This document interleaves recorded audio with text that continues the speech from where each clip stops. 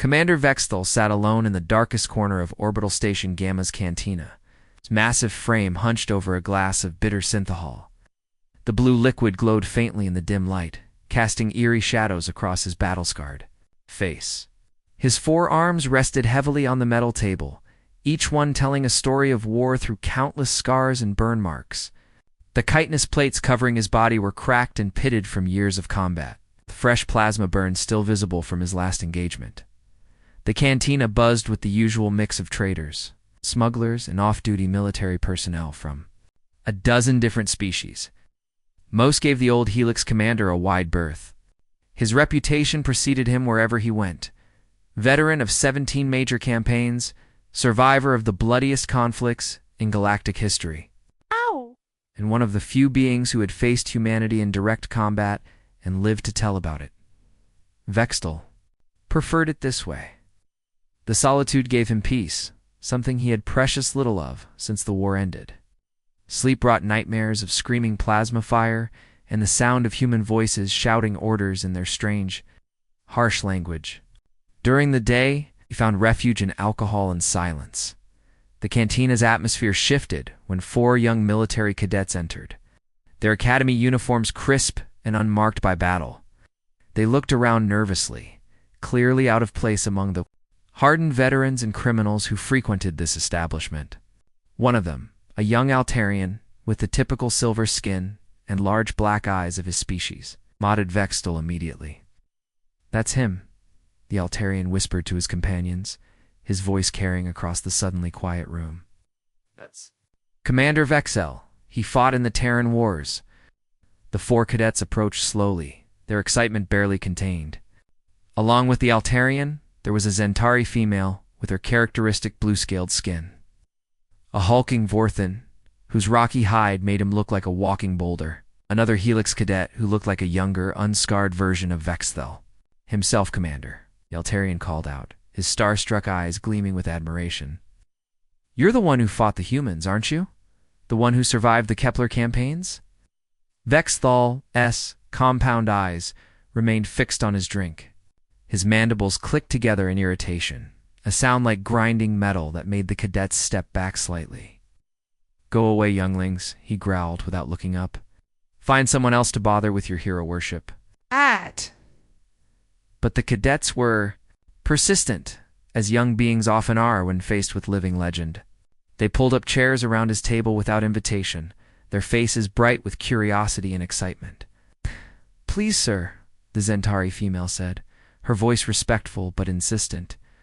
"We've heard stories about the Terran Wars, but they're all second-hand accounts, rumors, and speculation. What were they really like? What are humans actually like in battle?" The Vorthene nodded eagerly, his stone-like features showing remarkable animation. "Our instructors at the academy won't talk about it. They just say the war is over and we should focus on the peace treaty. No. But everyone knows something happened out there, something that changed everything." The young Helix cadet leaned forward, his own mandibles clicking nervously. "My breeding clutch siblings served in the rear guard during the final campaigns. He came back ... different. He won't talk about what he saw, but sometimes I catch him staring at the walls like he's seeing ghosts." Vexthal finally looked up from his drink, his compound eyes studying each of the young faces around his table. They were so young, so eager, so completely unprepared for the truth he carried. For a moment, he considered leaving, finding another cantina, another dark corner where he could drink in peace. But something in their expressions reminded him of himself. At their age, hungry for glory, convinced that war was noble and heroic, believing that courage and superior firepower could overcome any enemy. He had been just as naive once, just as certain that his species' military might was unstoppable. The commander's compound eyes grew distant, focusing on something far beyond the cantina walls. His scarred hands gripped the glass tighter, and when he spoke, his voice carried the weight of dead worlds and fallen comrades. "The Kepler 4 to be assault," he said slowly, each word carefully chosen. Was a squad leader then, commanding 200 warriors in the initial landing force. "Intelligence reports said we faced a small human garrison, maybe 5,000 defenders, poorly equipped and cut off from reinforcements." He paused to take another drink, the synthahol burning his throat like liquid fire. We came down from orbit with 4 full battle groups. 200,000 of the Coalition's finest warriors against what we thought was a handful of primitive bipeds with chemical propellant weapons. Standard tactical doctrine suggested they would see our overwhelming force and either surrender immediately or attempt to negotiate terms. The cadets hung on every word, their earlier excitement now tempered by the growing darkness in the commander's voice. Instead, Vextel continued, his mandibles clicking in what might have been remembered pain. I watched a human soldier named Jamin continue firing his weapon with both arms severed at the elbows. Plasma fire had burned through his limbs, just below the joints, leaving charred stumps that should have sent him into immediate shock. His 4 hands began to tremble slightly as the memory took hold. But this human, this Jamin, he picked up his rifle with his teeth. His teeth, and somehow, impossibly, he kept killing my warriors, shot after shot, each one finding its mark, while he bled out on the battlefield. When we finally brought him down with concentrated fire, he was still trying to activate a thermal grenade with his tongue. The cadets exchanged uncomfortable glances. Their romantic notions of warfare beginning to crumble, Vextel's voice dropped to barely above a whisper. That's when I learned the first rule about humans. They don't know when they're supposed to die. The synthahol had loosened Vexel's tongue, and the memories came flooding back like a broken dam. The 4 cadets sat in stunned silence, but the old commander wasn't finished. His compound eyes stared into the distance as if he could still see the smoke rising from Arcturus Prime. The siege of Arcturus Prime, he began, his voice growing darker with each word. 47 days that changed everything we thought we knew about warfare. By now, the entire cantina had grown quieter. Other patrons, grizzled veterans, space pirates, and traders who had seen their share of violence, found themselves unconsciously leaning in to listen. Even the bartender, a massive Carillion with 6 arms, had stopped cleaning glasses to eavesdrop. We came to Arcturus Prime with the largest fleet the Helix Coalition had ever assembled, Vexel continued. 12 dreadnoughts, 40 cruisers, and over 300 support vessels. The humans had 1 orbital platform and maybe 30,000 defenders on the surface. We had orbital superiority within 6 hours. Their planetary shields down within 12. He paused to drain his glass, signaling the bartender for another with one of his scarred hands. Their supply lines were completely severed. No food shipments, no ammunition, no reinforcements. We set up a blockade that a single fighter couldn't slip through. By all military logic, they should have starved in a week, maybe 2 if they were careful with their rations.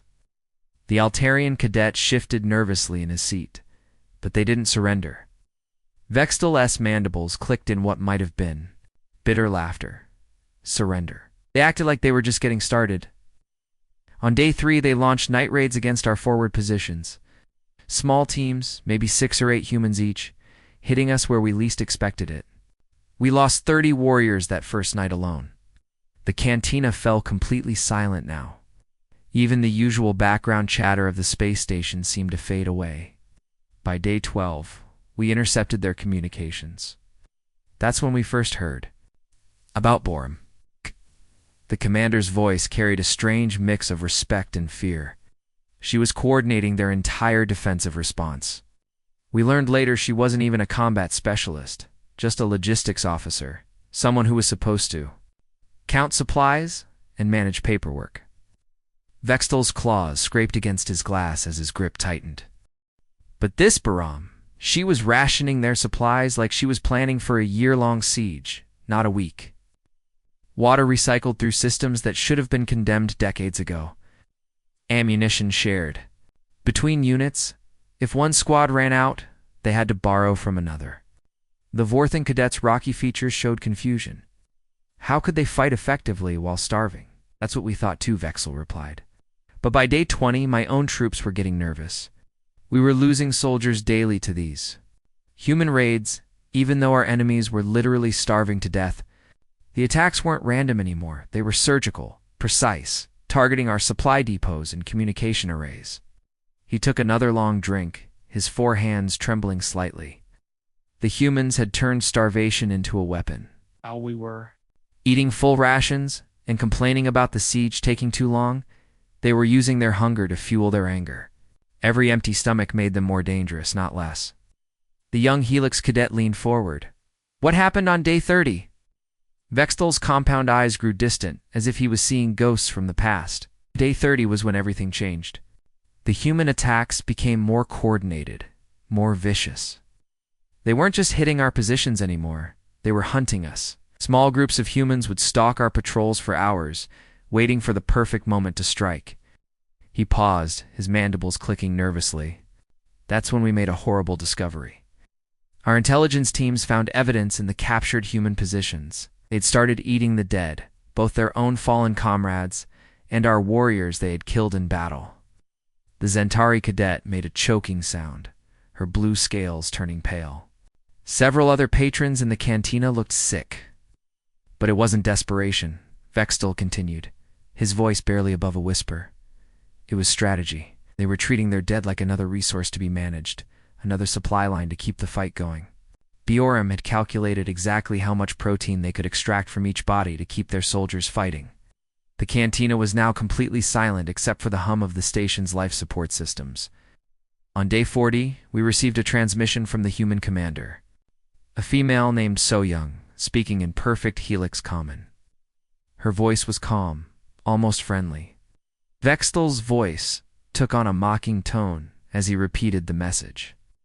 We can do this for 40 more days. Can you? The old commander's forearms spread wide in a gesture of helplessness.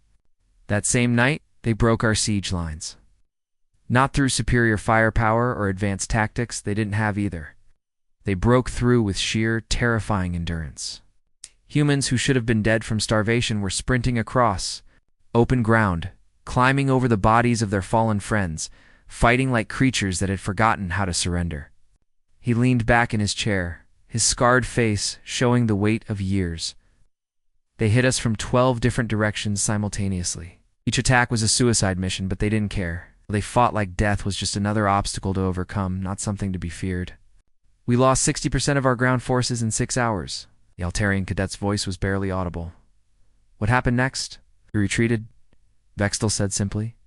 The mighty Helix Coalition, with our superior numbers and advanced technology, retreated from 30,000 starving humans. The orbital bombardment that followed turned Arcturus's prime into a crater. But it was too late. The humans had already won. He raised his glass in a mock toast. Later intelligence revealed they had exactly 7 days of ammunition left and were down to eating boot leather. 7 days. If we had held our positions just one more week, they would have been forced to surrender. But they convinced us they could fight forever, and we believed them. The commander's voice grew quiet and thoughtful. That's when I learned the second rule about humans. They don't fight to win.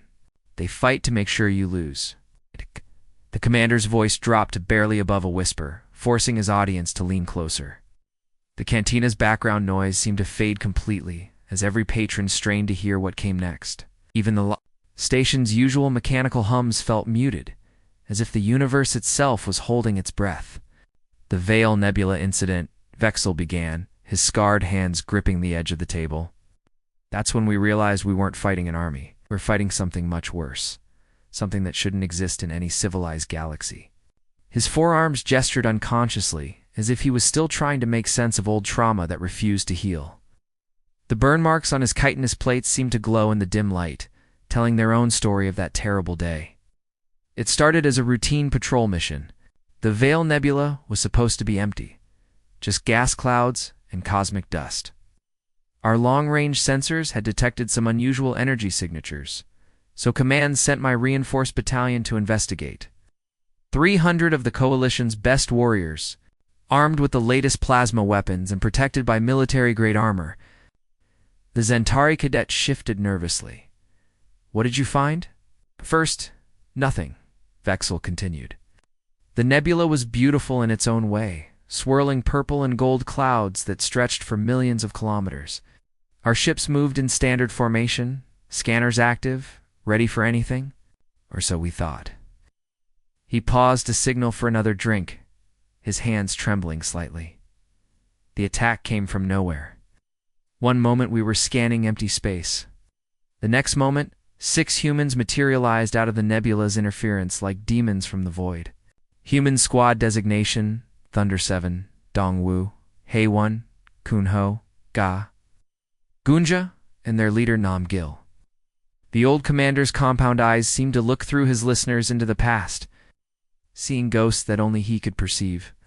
6 humans, he repeated, his voice filled with disbelief even after all these years. 6 individuals against our reinforced battalion of 300. By every tactical manual ever written, it should have been a massacre in our favor. The Vorthan cadets' rocky features showed confusion. How did they get so close without being detected? That was our first mistake, Vexel replied. We assumed they were hiding, using the nebula's interference to mask their signatures. But they weren't hiding at all. They were hunting us, following our patrol route, studying our formations and weaknesses, while we stumbled around blind. He took a long drink, the synthahol burning away some of the fear in his voice. What we witnessed that day defied all known military doctrine. These 6 humans moved like a single organism, like parts of the same deadly machine. When Dongwu broke left to flank our position, Hei-1 was already moving to cover his approach before he even started running. When GA called for suppressing fire, Kung Ho was already pulling the trigger. The cantina had become a tomb. Not a single patron spoke or moved, all of them hanging on every word. They didn't use communication units, at least none that we could detect. No radio chatter, no hand signals, no tactical displays. They seemed to read each other's minds, anticipating movements and coordinating attacks with impossible precision. Vexel's voice grew more agitated as the memories flooded back.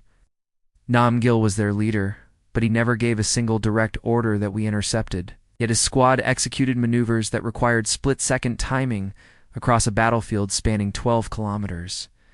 They turned the entire nebula into their weapon, using the gas clouds for cover while picking off my warriors one by one. Altarian.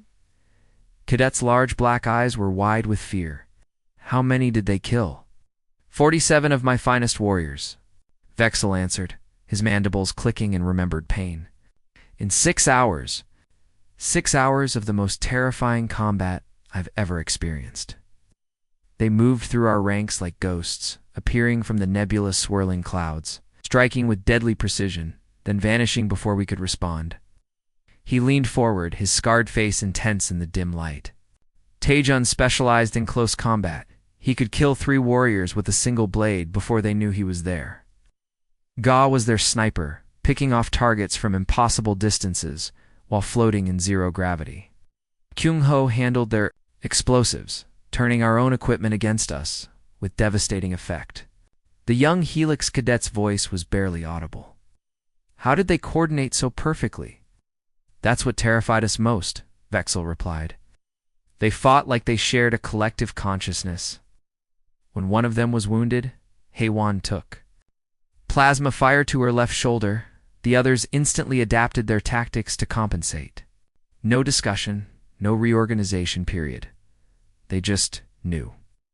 He paused to drain his glass completely. The battle ended as suddenly as it began. One moment we were being systematically torn apart, the next moment they were gone, vanished into the nebula like they had never existed. We found no bodies, no equipment, no trace of their presence, except for our own dead. The commander's voice took on an almost reverent tone, but we did find something else. 3 days later, our intelligence teams recovered the wreckage of one of our own surveillance drones. Its memory core was intact, and it had recorded parts of the battle from a distance. Every face in the cantina showed the same expression of dread anticipation. We heard their voices for the first time then. And do you know what the most terrifying part was? Vextal's mandibles clicked in what might have been bitter laughter. They were laughing. In the middle of a battle that should have killed them. 10 times over, while dodging plasma fire and executing impossible maneuvers, they were making jokes and laughing like younglings at play. The silence that followed was deafening. Dongwu made a comment about the pretty colors of the nebula right before he killed 6 warriors with a single grenade. Namgil told what sounded like a funny story about his family while coordinating a flanking maneuver that cost us 12 more soldiers. They treated the whole thing like a game. Vexel's voice dropped to a whisper. That's when I learned the third rule about humans. They don't just fight as individuals or follow orders like civilized beings. They fight as something greater than the sum of their parts, and they enjoy it. Vexel's scarred hands trembled as he signaled for another drink. The bartender, a massive Carillion with 6 arms, moved quietly to refill the commander's glass. The cantina had fallen completely silent now, with even the usual sounds of the space station seeming muted. Every patron sat frozen, afraid that any movement might break the spell and stop the old warrior from sharing his nightmares. New Geneva, Vexel began, his voice carrying a haunted quality that made several listeners shift uncomfortably in their seats. It was supposed to be a simple mop-up operation. It's the kind of mission we gave to fresh recruits to build their confidence. He stared into his drink, as if it held answers to questions he was afraid to ask. The main battle for the colony had ended 3 days earlier. Our orbital bombardment had leveled most of the city, and our ground forces had swept through. The remaining resistance, the human defenders, were cut off from any hope of rescue, their weapons destroyed, their equipment scattered across the ruins like broken toys. The Altarian cadet leaned forward, his silver skin reflecting the dim cantina lights. But there were survivors? 4 of them, Vexel replied, his compound eyes focusing on something beyond the cantina walls. Trapped in the collapsed ruins of their engineering district, intelligence reported they had no weapons, no power, no communication equipment, just debris and scrap metal from the bombardment. He took a long drink, the synthahol seeming to give him the courage to continue. Command sent me with a full squad to collect them for interrogation. 12 warriors in full combat armor against 4 unarmed humans trapped in rubble. It should have taken an hour at most. The commander's mandibles clicked nervously, a sound like grinding metal that made everyone in the cantina wince. That's where I met engineer Unesio for the first time. She was trapped on the 3rd floor of what used to be a manufacturing complex, along with 3 other humans, Minho, Sungjin, and Yoongji. The building had partially collapsed during the bombardment, leaving them surrounded by twisted metal, broken concrete, and the scattered remains of industrial equipment. Vexel's forearms gestured unconsciously as he spoke, as if he was still trying to map out the layout of that cursed building. We approached at dawn on the 4th day after the bombardment. Standard procedures surround the building. Call for surrender, then move in when they inevitably gave up. But when we called out to them, Unisio's voice came back from the darkness, calm and steady. The old warrior's voice took on a mocking tone as he repeated the human's words. Give us 36 hours to prepare our surrender. We want to make sure we don't accidentally hurt anyone when we come out. Several patrons exchanged glances. The request seemed reasonable, even considerate. My squad leader laughed. Vexel continued. What could 4 unarmed humans do in 36 hours? So we set up a perimeter and waited. We could hear them moving around inside, talking quietly, the sound of metal scraping against concrete. We assumed they were just trying to clear a path through the debris. He paused to drain half his glass in one gulp. We were so wrong. 36 hours, they turned that pile of rubble into the most sophisticated death trap I've ever encountered. Unisio, who we learned later was a structural engineer, had analyzed every piece of debris, every support beam, every broken pipe.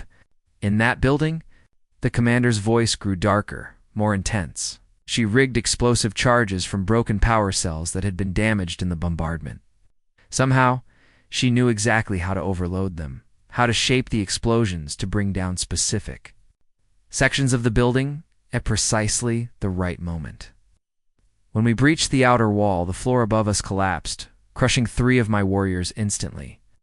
The Zantari cadet's blue scales had turned pale. How could she know so much about explosives? She didn't, Vexel replied.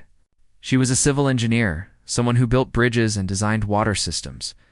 But humans don't let ignorance stop them. She experimented, tested different combinations of damaged components until she found what worked. The scorch marks on the walls showed she had blown up at least 6 different power cells before she got the timing right. He leaned forward, his scarred face intense in the dim light. Minho was even more creative. He had taken twisted rebar from the building's destroyed support structure and somehow fashioned spears that could punch through our military-grade armor. Not just sharp sticks, these were precisely balanced weapons, with tips that had been hardened. Using friction from concrete and shape to find the weak points in our protective suits, the Vorthan cadet's rocky features showed confusion. How could he know where our armor was vulnerable? He didn't at first, Vexel answered. But humans are natural students of violence. We thought they were clearing debris. Minho was studying the bodies of warriors who had died in the initial bombardment. He learned our anatomy, our weak points, the exact angle needed to slip a blade between our chitinous plates. The cantina felt like a tomb now. Even the space station's usual mechanical hums seemed to fade away. Sung Jin had created what he called a crossbow from furniture springs and metal strips. It looked like a child's toy, something cobbled together from junk, but it was more accurate than our plasma rifles and completely silent. He could put a metal dart through a warrior's eye from 50 meters away. Vexthel's voice dropped to barely above a whisper. But EUN-G. What she did will haunt me until my dying day. When our assault team finally breached their position on the third floor, we found her crouched behind a makeshift barricade. She had broken her own leg bone, snapped it deliberately against a piece of concrete, and sharpened the fragments into blades that could cut through our energy shields. Several cadets looked sick, their faces turning various shades of pale. The human body contains over 200 bones, Vexel continued relentlessly. Yeonji had turned herself into a living weapons factory. When we found her, she was using her own shattered ribs as throwing knives, each one precisely shaped and weighted for maximum damage. The silence that followed was absolute. 43 of my warriors died in that building over the course of 6 hours, killed by furniture, debris, power cells, and pieces of human bone. We had to call in orbital strikes to finally end the fighting, turning the entire district into a crater. Vextel sat back in his chair, his forearms spread wide in a gesture of defeat. That's when I understood the fourth and most terrifying rule about humans. They don't need weapons to be dangerous. They need weapons to be merciful. When you take away their guns and bombs and advanced technology, you don't make them helpless. You make them creative. And a creative human is the most dangerous thing in the galaxy. He raised his glass in a mock toast to the silent cantina. We thought we were fighting their military. We were fighting their imagination. The old commander sat back in his chair, his forearms spread wide in a gesture of complete defeat. The weight of years and countless battles seemed to press down on his scarred shoulders like the gravity of a dying star. His compound eyes had grown distant again, but this time they held something worse than pain. They held fear. After the armistice was signed, Vextel began, his voice carrying the exhaustion of a warrior who had seen too much. I thought my fighting days were over. The Coalition assigned me to humanitarian missions on the liberated human worlds. Cleanup duty, they called it. Help rebuild what the war had destroyed. He paused to finish his drink, the empty glass catching the cantina's dim light like a crystal coffin. I thought I would finally see humans as they truly were, broken, defeated, grateful for the peace we had given them. I expected to find survivors hiding in ruins, begging for food and medical supplies. Instead, I found something that still keeps me awake at night. The 4 cadets leaned forward, their earlier excitement completely replaced by growing dread. Around them, the cantina's patrons had become statues, afraid to even breathe too loudly. Kepler 4 for 2B was my first assignment, Vexel continued. The same world where I had watched Jamin fight with his teeth. 3 months after the bombardment, I returned with a relief convoy, expecting to find refugees in rubble. Mandibles clicked nervously, the sound echoing in the silent cantina like breaking bones. Instead, I found children playing in the ruins of their city, not hiding, not crying, not traumatized by the war that had destroyed their homes. They were playing games in the bombed-out streets like nothing had happened. The voice was barely a whisper. What kind of games? War games, Vextel replied, his voice growing cold with remembered fear. But not the simple pretend battles that normal younglings play. These children were recreating actual military engagements. With perfect accuracy, he leaned forward, his scarred face intense in the dim light. A boy named Jun-Seek, maybe 10 years old, was leading a group of 30 children in a detailed recreation of the battle where Jamin died. The same battle I had told you about earlier. But Jun-Seek wasn't there when it happened. He was hiding. In a shelter kilometers away, the commander's 4 hands began to tremble. Yet somehow he knew every detail. Every troop movement, every tactical decision, every moment of that 6-hour engagement. He had the other children positioned exactly where our forces had been, and he was teaching them how to counter each of our strategies. The Altarian cadet's large black eyes were wide with horror. How could he know all that? Asked myself, Vextel answered. So I watched them play for 3 days, and I realized something that made my blood freeze. These children weren't guessing or making things up. They had studied the battlefield, analyzed the wreckage, interviewed survivors. They had turned war into education. He stood up slowly, his massive frame casting long shadows in the cantina's dim light. Little Salmon, who couldn't have been more than 8 years old, was explaining flanking patterns to toddlers who were barely able to walk. She used broken toys as teaching aids, showing the youngest children how to move in groups, how to coordinate attacks, how to use terrain for advantage. The cantina felt like a tomb now, with only the sound of the old commander's voice breaking. The silence. Young Wu-Jin had built perfect scale models of our vehicles from scrap metal and debris. Not toys, precise replicas that showed every detail of our armor, our weapons, our weak points. He was teaching the other children where to strike for maximum damage, how to disable our equipment, how to turn our own technology against us. Vexel's voice dropped to barely above a whisper. But the most terrifying moment came when I watched. A 7-year-old girl named Hyo Jun demonstrates 17 different ways to kill a Helix warrior using nothing but a piece of string. 17 different methods, each one more creative than the last. And when she finished, the other children applauded like she had performed a magic trick.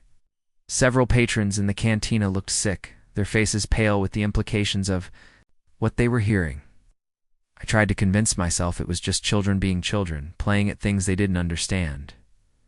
But then I realized the horrible truth. These weren't games to them. This was education. This was how humans passed on their knowledge of warfare to the next generation. The commander's mandibles clicked in distress, the sound like grinding metal. Everything we had fought during the war, the impossible persistence, pack hunting tactics, the ability to turn any object into a weapon, the refusal to surrender even when facing certain death, none of that was human soldiers out there. Peak performance. That was just humans learning to be human. He began walking toward the cantina's exit, his footsteps echoing in the absolute silence. We made a terrible mistake, he continued as he moved.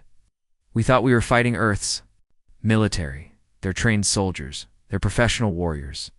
But we never faced their real army. We never even saw their true strength. Vextel stopped at the cantina's entrance and turned back to face the stunned cadets one final time. The humans we fought were just civilians. Farmers, engineers, shopkeepers.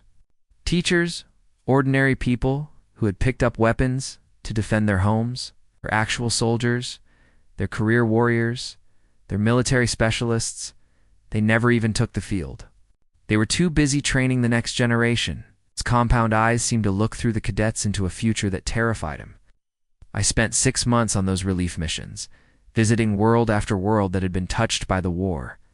Everywhere I went, I found the same thing.